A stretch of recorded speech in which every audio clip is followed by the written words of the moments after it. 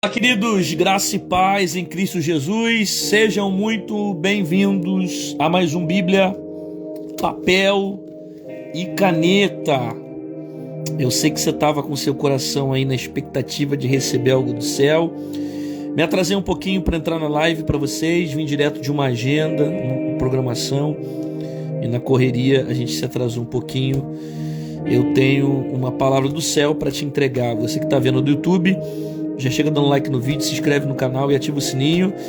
E vou falar com vocês que Deus já fala muito com a gente aqui, tá bom? O texto que está em apreço é Êxodo capítulo 15. Vamos ler o verso 1 em diante. Êxodo 15, verso 1. Deixa eu dar um zoom aqui para melhorar para vocês. Então disse o Senhor a Moisés: por que clamas a mim? Diz a Israel que marchem. E tu levanta a tua vara, estende a tua mão sobre o mar, e fende-o para que os filhos de Israel passem pelo meio do mar em seco. E eis que endurecerei o coração dos egípcios para que entrem nele atrás deles. E eu serei glorificado em Faraó, em todo o seu exército, nos seus carros e nos seus cavaleiros. E os egípcios saberão que eu sou o Senhor quando for glorificado em Faraó, nos seus carros e nos seus cavaleiros. E o anjo de Deus que ia diante do exército de Israel se retirou, e atrás deles também a coluna da nuvem, e se retirou diante deles e se pôs por trás deles. E entre o campo dos egípcios e o campo de Israel, e a nuvem era escuridade para aqueles, e para estes esclarecia a noite, de maneira que em toda a noite não chegou um ao outro. Então Moisés estendeu a sua mão sobre o mar e fez retirar um forte vento oriental toda aquela noite. E o mar tornou-se seco e as águas foram partidas. Vamos pular para o 25. Tirou-lhes a roda dos seus carros. E o Senhor fez andar dificultosamente. Então disseram os egípcios: fujamos da face de Israel, porque o Senhor por eles peleja contra os egípcios. 27. Então Moisés estendeu a sua mão sobre o mar, e o mar retomou a sua força ao amanhecer. Então Moisés estendeu a sua mão sobre o mar, e o mar retomou a sua força ao amanhecer. E os egípcios fugiram ao seu encontro, e o Senhor derrubou os egípcios no meio do mar. 29. Mas os filhos de Israel foram pelo meio do mar em seco, e as águas foram-lhe como um muro à sua mão direita e à sua esquerda. 19. Porque os cavalos de Faraó com seus carros e com seus cavaleiros entraram no mar, e o Senhor fez tornar as águas do mar sobre eles. Mas os filhos de Israel passaram em seco pelo meio do mar. Tá certo? Eu acabei de ler aqui Êxodo, capítulo de número 15. Eu li do verso 15 em diante. Bom, é um texto extremamente conhecido, tá?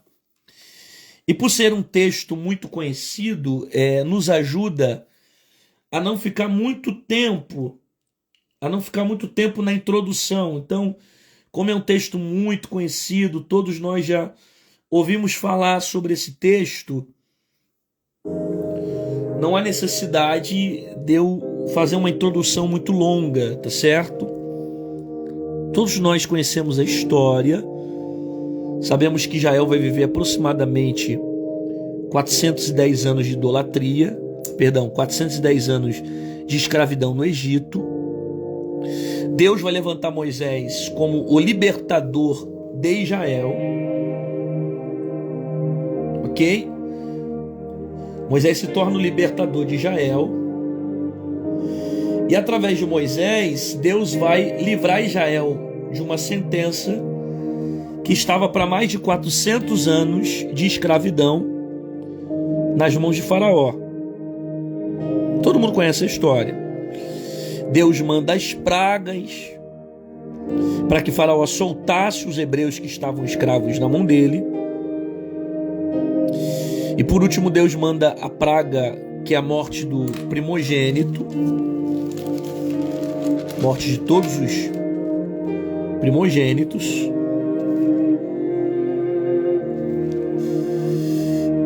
E essa última praga, ela vai consolidar a saída do povo de Israel do Egito. Faraó não vai ficar satisfeito com os hebreus que estavam escapando daquele processo de escravidão, e Faraó vai mandar os seus soldados com cavalos, cavaleiros, homens, para pegar o povo de Israel. Moisés está na liderança desse grupo, e eles estão diante do Mar Vermelho, não tem para onde ir. Deus fala: por que você clama a mim, Moisés? Diga ao povo de Israel que marche. E tu levanta a tua vara e estende a mão sobre o mar e fende o mar, para que os filhos de Israel passem pelo meio do mar em seco. Então Moisés aqui tem uma direção divina, onde o milagre vai acontecer para que o povo de Israel passe em seco pelo meio do mar. Durante esse processo do povo marchar em direção ao mar, Deus está cegando os filisteus, porque é uma nuvem que está sobre os filisteus que impedem eles conseguirem ter clareza na perseguição contra os israelitas. De modo que Deus decide endurecer o coração dos egípcios para que na frente eles morram e todos os egípcios saibam que o Senhor é Deus. Então Deus vai permitir essa situação para que o nome dele seja glorificado. O anjo de Deus que estava guardando o povo, que ia diante do exército, saiu da frente e vai para trás. Também a coluna de nuvem se retirou diante deles e se pôs por trás deles, para guardar a retaguarda dos israelitas. Os egípcios estão indo com fúria para matá-los, mas não conseguem enxergar. Por quê? Porque é uma nuvem que serve de escuridade para os egípcios. Moisés então estende a sua mão sobre o mar, e o Senhor fez retirar o mar por um forte vento, de modo que o mar vai ser aberto e forma-se um muro da esquerda e um muro da direita. Israel vai atravessar esse mar em seco. Os egípcios estão perseguindo o povo de Israel, mas o Senhor vai tocar na roda dos carros. Olha o que diz, e tirou-lhe as rodas dos seus carros e fez andar dificultosamente. Isso aqui é o Senhor que está fazendo. Eles diminuírem a força do carro. Mas eles estão perseguindo o povo de Israel. Quando os israelitas chegam do outro lado, Moisés estende novamente a mão, que já era no processo do amanhecer, e Deus agora começa a fazer o mar se fechar novamente, porque as águas tornando cobriram os carros e os cavaleiros, de modo que todos foram mortos, nenhum deles ficaram. Mas os filhos de Israel conseguiram passar pelo meio do mar em seco. Todos passaram.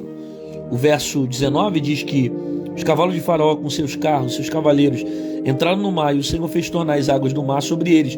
Mas os filhos de Israel passaram pelo meio do mar em seco. Tá certo? Isso é um pequeno resumo do texto, que está inserido no contexto do capítulo 15 de Êxodo, a partir do verso 1 em diante. Vamos observar algumas aplicações aqui. Já vai mandando para um amigo, para um colega, vai compartilhando essa mensagem, manda esse aviãozinho para alguém, porque Deus vai falar com muita gente aqui nesse dia. Beleza? Vamos lá.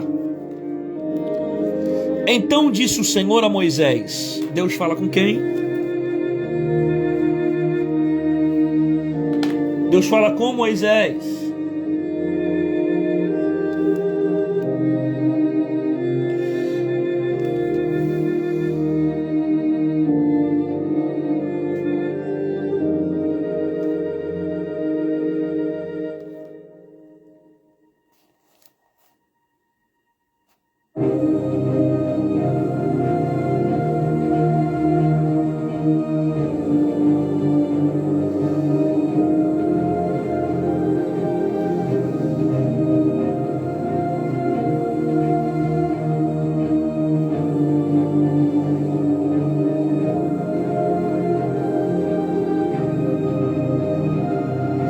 Você precisa entender esse primeiro ponto.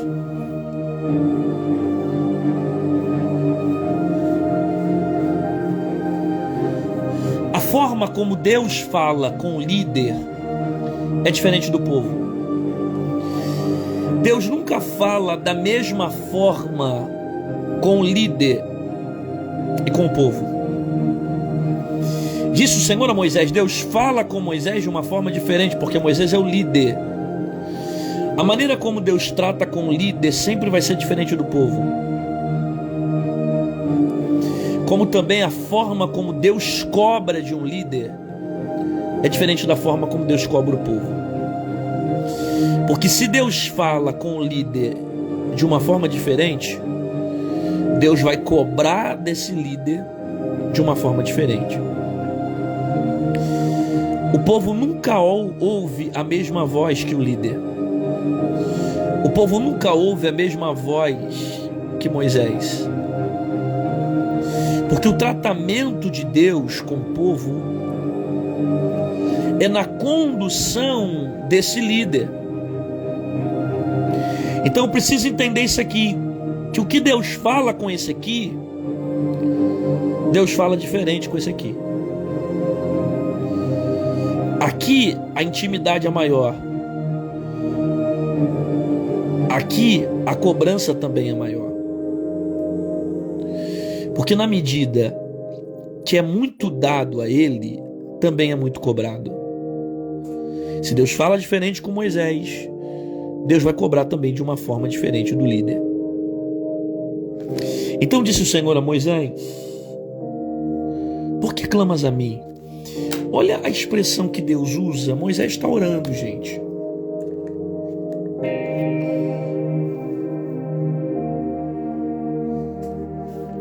Se Deus questiona, é porque Moisés ora.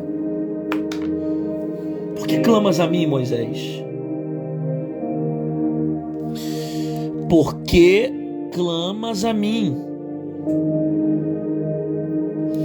Repare que Moisés está clamando, Moisés está orando, e Deus está questionando a oração de Moisés. Não, Moisés, não é para você orar. Olha a resposta: diga ao povo de Israel que marchem. Deus só questiona Moisés porque certamente Moisés já sabe o que fazer.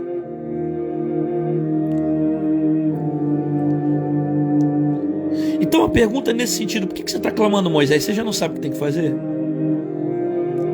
Diga ao povo de Israel que marche. A pergunta de Deus para Moisés é como se Deus já tivesse dado uma direção para Moisés, mas ele ainda estava decidindo orar, em vez de fazer aquilo que Deus já havia mandado. Porque é muito claro o questionamento e a afirmação: porque clamas a mim? Deus não vai cobrar uma coisa que ele não deu como informação. Deus não cobra quem não tem conhecimento, Deus cobra quem conhece. Por que clamas a mim? Deus questiona porque ele já tem conhecimento, já sabe o que fazer. Por que clamas a mim? Diga ao povo de Israel que marche. A ordem não é para clamar agora, a ordem é para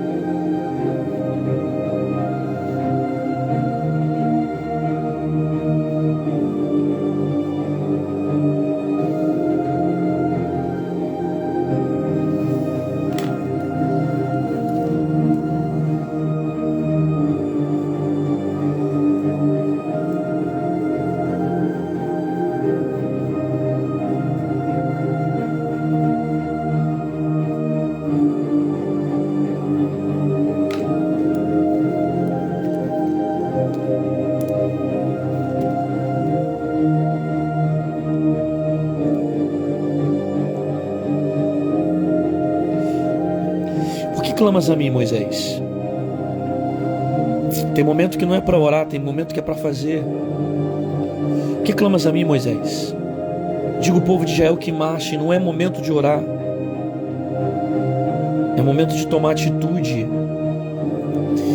O problema é que tem gente orando na hora que tem que agir. Tá orando na hora que tem que se posicionar. Tá orando na hora que tem que ter atitude.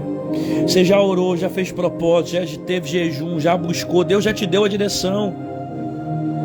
Então agora você tem que ter coragem, fé e ousadia para agir. Que clamas a mim? Tem gente orando na hora de agir. E tem gente agindo na hora de orar. Percebe como tem pessoas que estão confundindo os passos? Orando na hora que tem que agir. E tem gente agindo na hora que tem que orar. O problema disso tudo é que você não tem coragem para colocar em prática o que Deus já mandou. Se você já tem a direção, você não tem que ficar parado. Se posiciona. Porque clamas a mim, Moisés. Diga ao povo de Israel que marchem. Olha isso.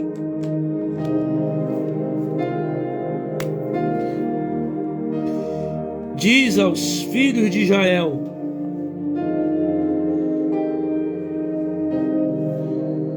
que marchem. Diga para eles que marchem.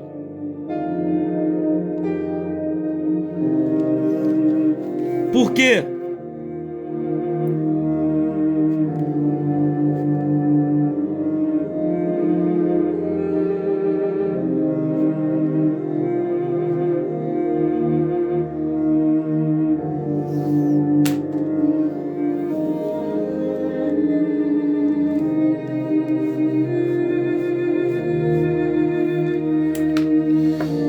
Diga ao povo de Israel que marche. Não é tempo de recuar. Você tem que ir para cima.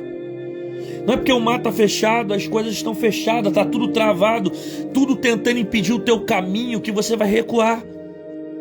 Não é tempo de recuar. Diga ao povo de Israel que marche, vá para cima, vá para frente, enfrenta, confronta, siga adiante. Diga ao povo de Israel que marche. Você não tem que diminuir a marcha por causa das circunstâncias. Eu não me movimento quando as coisas estão ao meu favor. Eu me movimento porque eu estou debaixo de um propósito. Não é tempo de recuar. Diga ao povo de Israel que marche. Moisés, se você olhar para o mar, você recua. Se ficar olhando para as lutas, você recua. Se ficar olhando para os ventos, você recua. Se ficar olhando para os egípcios, você recua. Então siga em frente e marcha. Que é no meio da caminhada que eu vou abrir o mar para você passar. Não é tempo de olhar para trás. Não é tempo de desistir. E olha a expressão que Deus usa. Diga ao povo de Israel que marchem. Diga ao povo de Israel que marche. Ué, mas o mar não está fechado? Ué, mas não tem um problema na frente? E a ordem de Deus é: diga o povo de Israel que... Era Deus dizendo para o povo isso aqui, ó.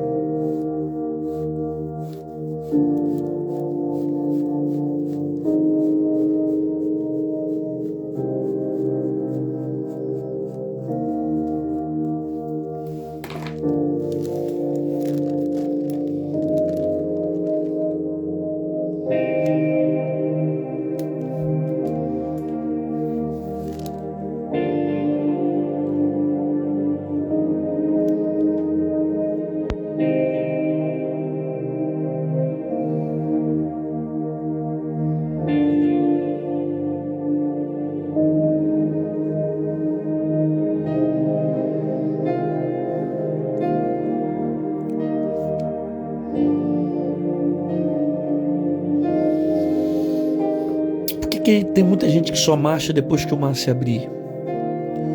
Só marcha depois que vê as coisas darem certo.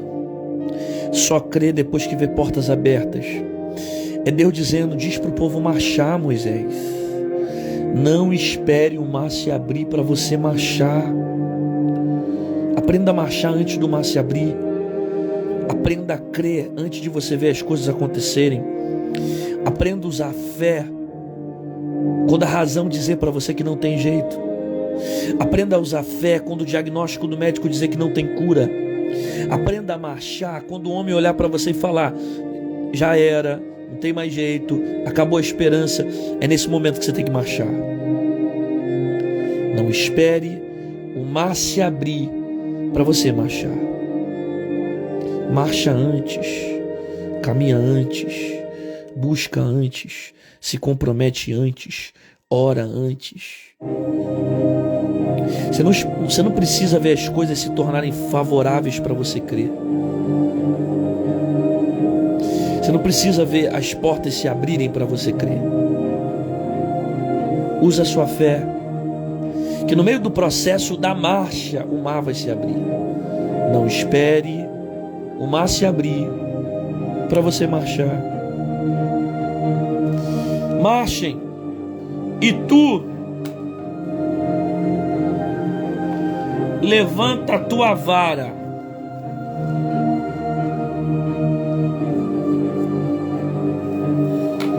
E tu levanta a tua vara.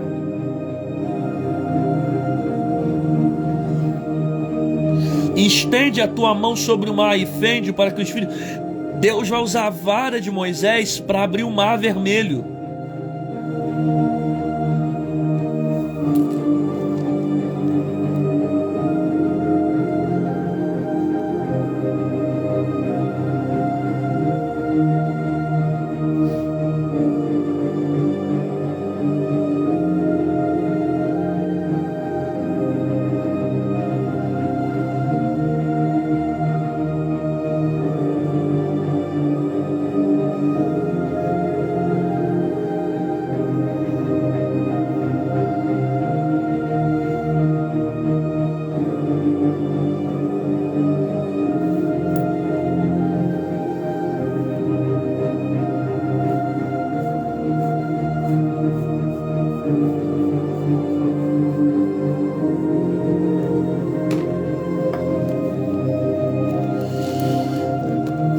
Não espere Deus trazer de longe para abrir o caminho. Não espere Deus abrir as portas para fazer as coisas fluírem. Não espere Deus trazer de longe para te abençoar. Deus vai usar o que você tem para abrir caminhos. Deus vai usar suas limitações, vai usar suas condições, vai usar aquilo que está sobre as suas mãos. É uma vara que você tem? Joga no mar, Moisés. Porque eu vou usar coisas pequenas para fazer coisas grandes. Eu vou usar coisas normais para fazer coisas extraordinárias. Deus sempre usa aquilo que a gente tem. Não despreze a sua vida, o seu talento, uma habilidade específica que você tem. Que muitas das vezes Deus não traz de fora, Deus usa aquilo que já está na gente. Tem uma vara que está com você. Caminha com você de manhã, de tarde, de noite, algo que Deus já colocou em você. E que é essa vara que Deus vai usar para abrir caminhos. Entendeu isso? Deus usa aquilo que você tem para te dar aquilo que você não tem. E tu levanta a tua vara e estende a tua mão sobre o mar. É interessante as colocações, né? Estende a sua mão sobre o mar. Estende a tua mão sobre o mar. Perceba que Deus não só manda ele lançar a vara, mas manda estender a mão sobre o mar. Por quê? Por causa disso aqui. Não abaixe as suas mãos diante dos problemas. Não abaixe a sua mão diante dos problemas. Você precisa aprender com isso aqui. Porque além de Deus dar a direção da vara, Deus dá uma direção para que Moisés ele não abaixe as mãos, ele não retroceda, ele não olhe para trás, ele avance. Não abaixe as suas mãos diante dos problemas. Não abaixe as suas mãos diante das guerras. Não abaixe as suas mãos diante das dificuldades. Você não tem que parar de orar porque você enfrentou um problema maior. Você não tem que parar de clamar porque você está vendo a guerra intensificada. Você não tem que parar de orar por causa das dificuldades. Você não tem que parar de orar por causa das crises. Você tem que parar de orar por causa das lutas. Não pare de orar, não pare de clamar, não pare de falar com Deus, de buscar o teu Senhor. Não abaixe as suas mãos. Porque se o problema não diminui a força, é você que vai se tornar mais forte no meio das circunstâncias. Se o problema não diminui as forças, você vai aumentar a sua resistência. Não abaixe as suas mãos. Continua com a mão estendida. Tem guerra sendo ganha porque você está com a mão estendida. Tem batalha sendo vencida porque você está com a mão estendida. Tem inimigos que estão perdendo a guerra porque alguém decidiu continuar orando, porque alguém decidiu continuar buscando. E por causa da decisão de levantar as mãos, você está vencendo guerras. Você está vencendo confrontos. Não abaixe as suas mãos. A direção é: não abaixe as suas mãos, porém fende-o. Fende-o é: coloque a vara dentro do mar, fura o mar com a vara.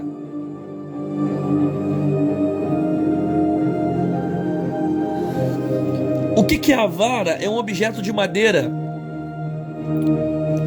O que é a vara? Um objeto totalmente insignificante para o mar. Só que Deus está dando a direção, ó, coloca a vara no mar. Alguém vai dizer, é a vara que vai abrir o mar. Não é a vara. Que isso, pastor? Isso é uma heresia.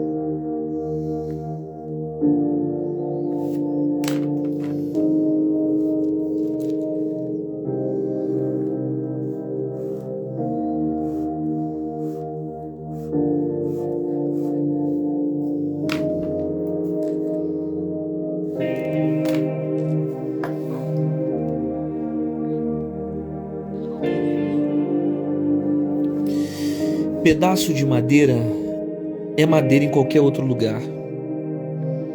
O segredo não está na madeira que joga nas águas. O segredo não está na vara que lança nas águas. O segredo está em obedecer a direção de quem mandou jogar a vara no mar.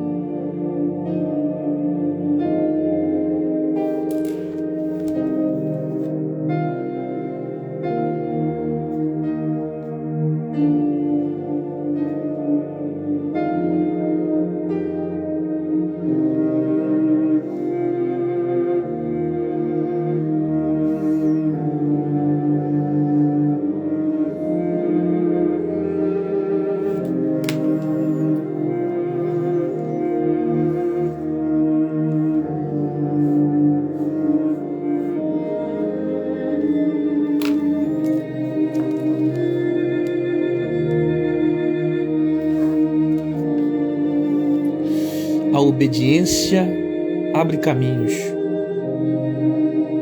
Enquanto a desobediência fecha portas, a obediência abre caminhos. A grande questão não é a vara que é lançada no mar, mas é você obedecer quem está mandando jogar a vara. Porque vara no mar é só um pedaço de madeira que não tem sentido nenhum jogar no meio das águas. Não tem sentido físico, não tem sentido lógico. O milagre não acontece por causa da vara, o milagre acontece por causa da obediência. É fazer da forma que Deus fala, da maneira que Deus fala, do jeito que Deus fala. Quando eu decido me submeter à vontade de Deus, e ainda que os planos dele sejam mais loucos, ainda que os planos dele sejam totalmente contrários aos meus, e eu decido me submeter à vontade dele, a obediência vai abrir caminhos.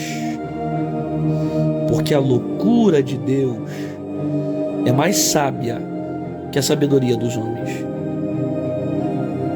Você pega essa vara, Moisés, joga no mar e fende-o. Fura o mar com a madeira. Olha que interessante.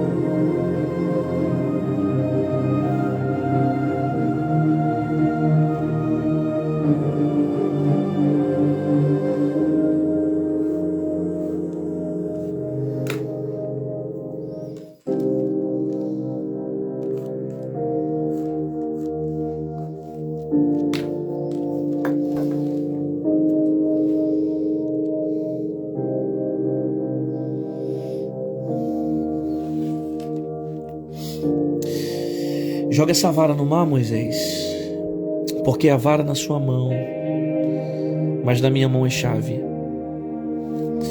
Na sua mão um pedaço de madeira, mas na minha mão é chave que abre o mar para Israel passar. Na sua mão não passa de vara, mas na minha mão é uma chave que serve para abrir o mar inteiro. Na sua mão é comum, na sua mão é simples demais, mas na minha mão é um objeto que eu vou usar para fazer milagres. Eu queria que você anotasse essa frase aqui, porque a vara é muito simples, mas o poder que Deus coloca nela para abrir um mar inteiro é muito poderoso. O que parece ser um problema terrível para Israel, porque eles estão sendo perseguidos por cavaleiros, os egípcios. Deus resolve de uma forma tão simples, usando uma vara. Guarda essa frase. Guarda essa frase aqui, ó.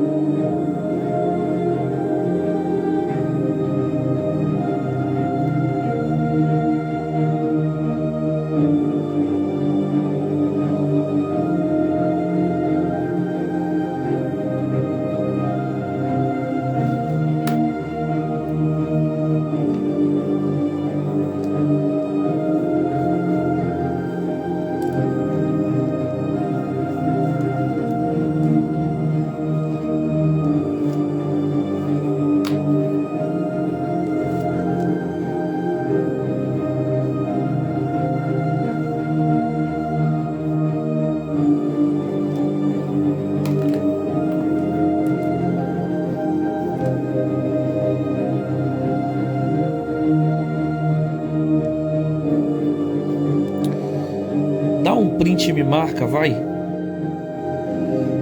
Isso aqui é uma coisa que você não tem que esquecer nunca mais na sua vida. Quando você achar que o problema é muito difícil, que você está cercado diante de um grande mar, que você está sem opção, não sabe mais o que fazer, você olha para um lado e não vê esperança, olha para o outro e não vê esperança, olha para frente e não tem escape. Você não esquece dessa frase não, que Deus tem soluções fáceis para problemas difíceis. Deus tem soluções fáceis. Ou eu vou melhorar. Soluções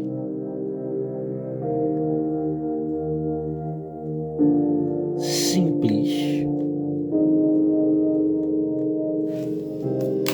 Eu acho que essa frase aqui fica melhor.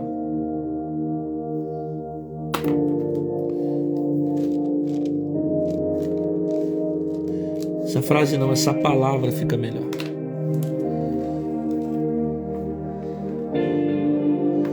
Deus tem soluções simples para problemas difíceis. É muito simples para Deus. É muito simples para Deus resolver esse problema.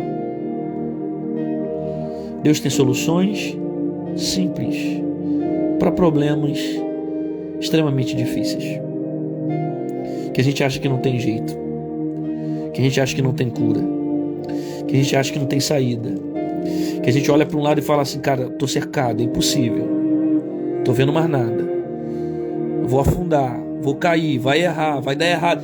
Aí Deus vem, usa uma coisa comum, que é um pedaço de madeira, manda jogar sobre as águas e mostra que ele tem soluções simples, soluções fáceis, soluções muito comuns para problemas difíceis.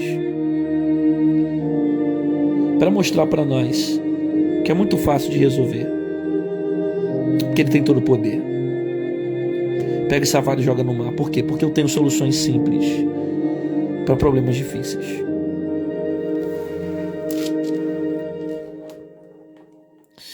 Para que os filhos de Israel passem pelo meio do mar em seco.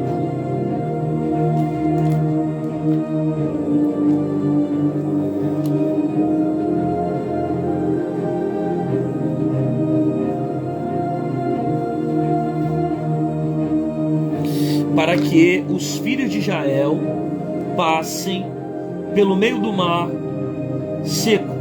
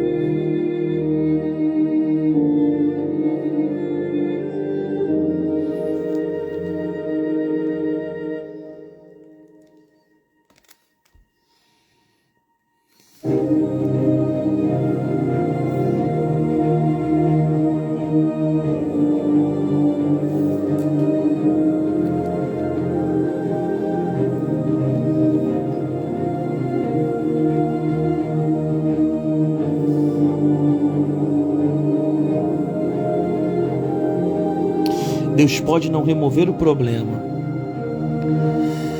mas te faz atravessar sem marcas. Você vai passar assim, pelo meio do mar em seco. Eu não removo o problema, mas eu te faço passar no meio dele sem sequela, sem marcas, sem ferida, sem dor. Deus não muda o problema, mas te faz atravessar ele sem marcas, sem sequelas, sem feridas.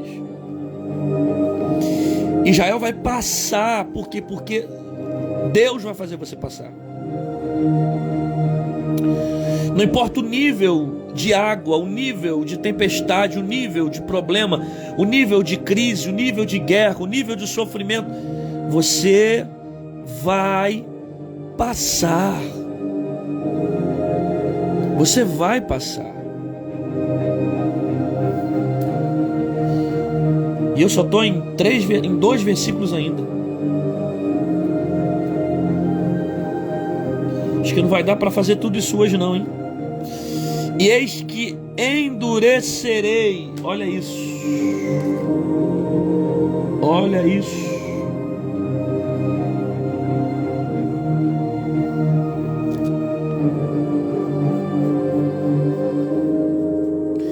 Eis que endurecerei o coração dos egípcios. Por quê?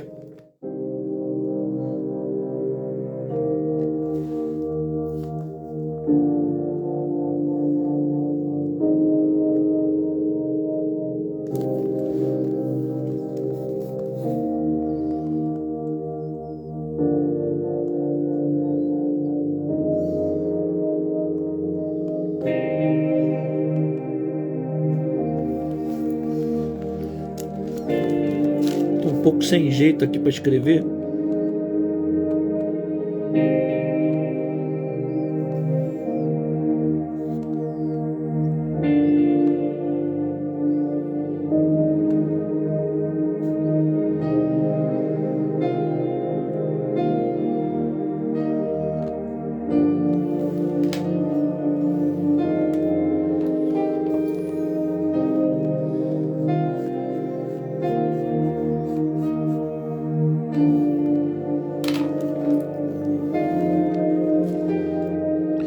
Deus ainda endurece o coração de homens. E eis que endurecerei o coração dos egípcios. Deus ainda endurece o coração de homens. É difícil você entender esse propósito, mas Deus endurece o coração. Deus endurece o coração porque Ele tem um propósito maior. Deus endurece o coração porque os planos dele são maiores que os meus. Então, às vezes, não é diabo que está endurecendo. Às vezes não é demônio que está entrando. Às vezes é Deus que está tocando no coração do homem para que os propósitos dele venham se cumprir. Deus ainda endurece o coração do homem. Deus ainda toca. Deus ainda fere. Você consegue entender isso? Deus endurece o coração de homens. Por que Ele vai endurecer o coração de Faraó?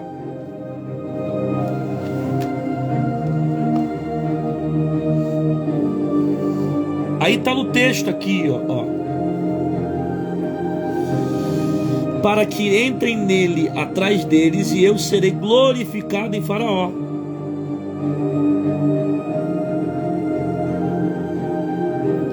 E todo o seu exército, seus carros e seus cavaleiros. E os egípcios saberão que eu sou o Senhor. Então Bíblia se explica com Bíblia. Você olha no texto e vê por que Deus está endurecendo o coração. Deus é mau, então por que Deus está endurecendo o coração desse povo? Para que os egípcios venham saber que eu sou o Senhor. Então por que Deus endurece o coração?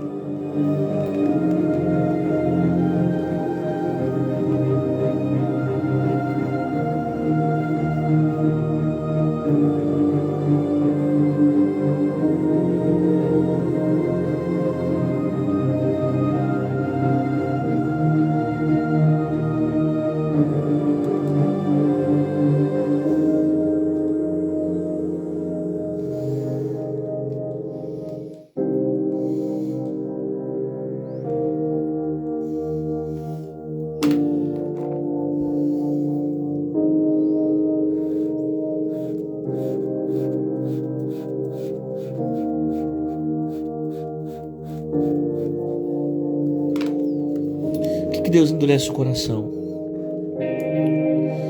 Porque alguém precisa ver a glória de Deus. Por que Deus endurece o coração? Porque alguém precisa ver o poder de Deus. Por que Deus endurece o coração? Para que os egípcios saibam do poder que Ele tem. Alguém precisa ver Deus nessa casa. Alguém precisa ver Deus nessa família. Alguém precisa ver Deus nesse trabalho, alguém precisa ver Deus nessa empresa, e Deus vai lá e endurece o coração, porque é um propósito maior a ser estabelecido e alguém precisa ver a glória de Deus. Aí o médico diz que não tem cura, o médico diz que não tem jeito, aí o diagnóstico do homem falha, aí as pessoas falam já era, não tem mais jeito. É quando todo mundo diz que não tem mais jeito, Deus vai lá e mostra o seu poder. Às vezes é o próprio Deus que endurece o coração, que alguém precisa ver.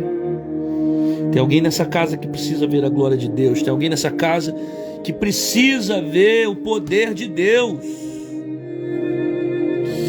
E o anjo de Deus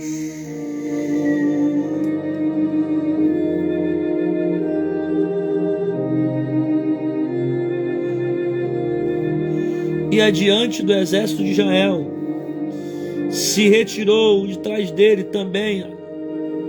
A coluna retirou diante deles e se pôs atrás. Então o anjo que estava na frente saiu da frente e foi para trás.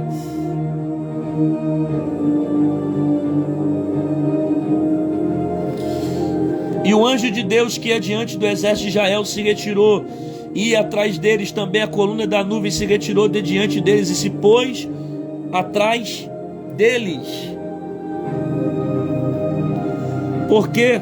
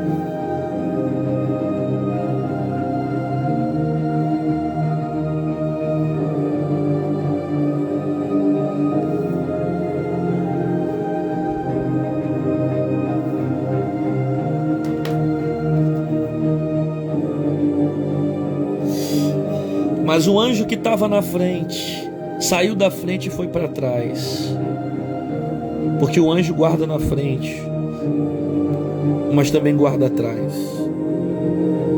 O anjo livra na frente, mas também livra atrás.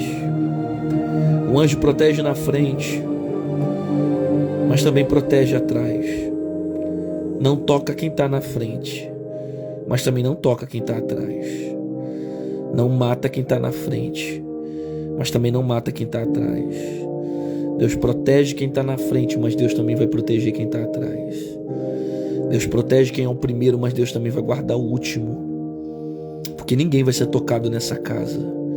Nem o mais velho, nem a criança, nem o maior, nem o menor. nem o líder e nem aqueles que são dependentes de proteção, porque o anjo não guarda só na frente, ele guarda atrás também. Ele cerca toda a retaguarda. O anjo sai da frente e vai para trás. E é interessante a expressão que o texto usa aqui, e entre os campos dos egípcios e o campo de Israel, e a nuvem era escuridade para aqueles. Olha que interessante isso. A nuvem era escuridade para aqueles. O texto está querendo dizer o seguinte, que para os egípcios, quando eles viam a nuvem, eles não conseguiam enxergar. Eles tinham dificuldade em enxergar.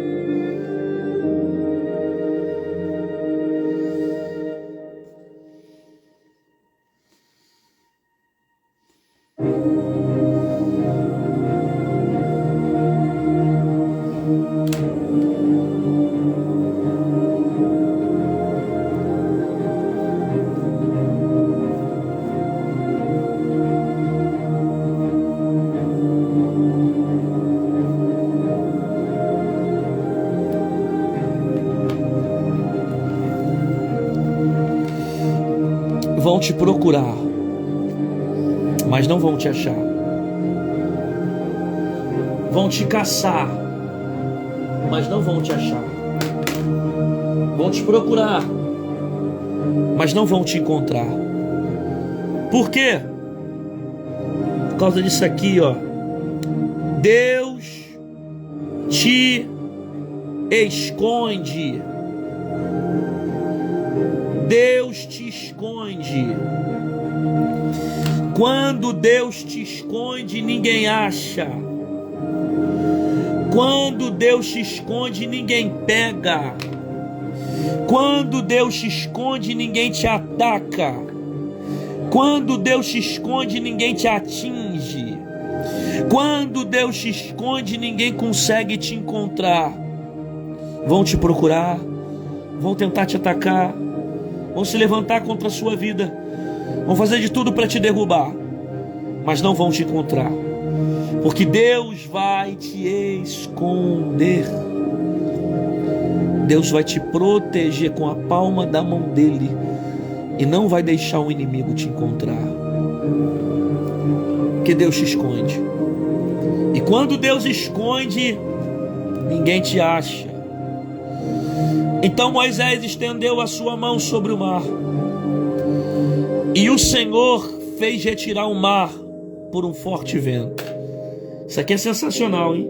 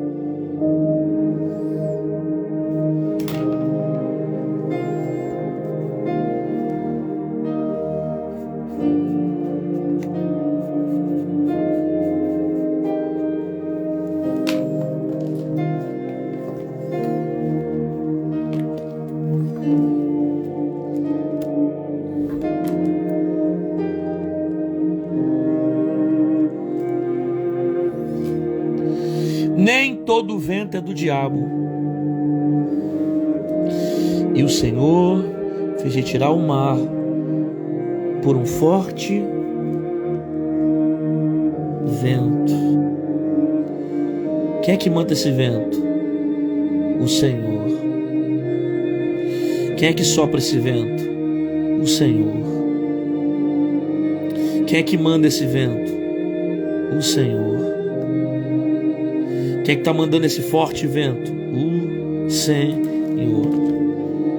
Nem todo vento é do diabo. Tem ventos que vêm do Senhor. Tem ventos que é o próprio Senhor que manda. Tem ventos que são de Deus. Às vezes Deus faz isso, ó.